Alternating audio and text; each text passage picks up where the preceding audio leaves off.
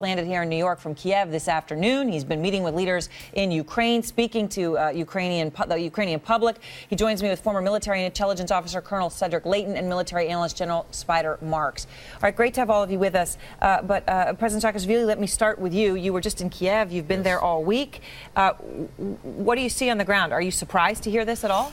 No, I'm not surprised. Actually, when in 2008 Georgia was invaded by mass-scale, by Russian army, I was warning then. I was warning prior to that invasion that first Georgia will come and then Ukraine will come. Putin is following his blueprint all the way through. And actually, coincidentally, it happened both times during or around the time of Olympics. Then it was Beijing Olympics, and now it's Sochi Olympics. And actually, the blueprint is exactly the same as they applied in Georgia. The same scale. This kind of so-called unidentified troops that basically are regular special units of Russian army. We've seen them and we know them very well. We know their handwriting. It is exactly the same thing. And we are talking right now about full-scale, basically full-scale, legally and technically for full-scale military invasion. That's all it is. I mean, they will gradually build it up. It's not even based on some mass-scale local movement, so Putin is not even disguising it anymore. We're talking about in 21st century invasion of 45 million people country as a response to a democratic revolution that got rid of a bloody tyrant that fled to Russia. President Saakashvili, let me ask you this question.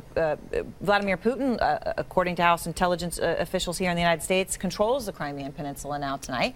What will the Ukraine do about it? You've been in Kiev all week. You've been with opposition leaders. Are they able to fight back? Are they going to resist? Ukrainians, I think they were trying to start, they just brought in new interim government.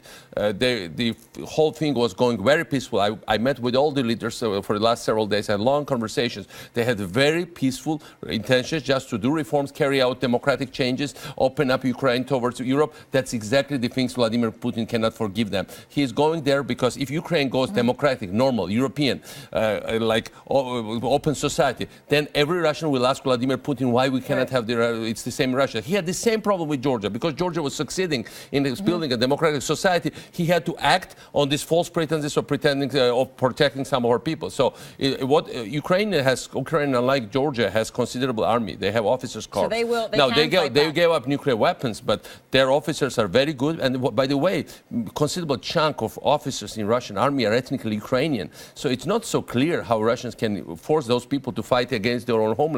So the point here is we are really going towards that's the worst thing to get to the situation where we might get real war between two big European countries like Russia and Ukraine.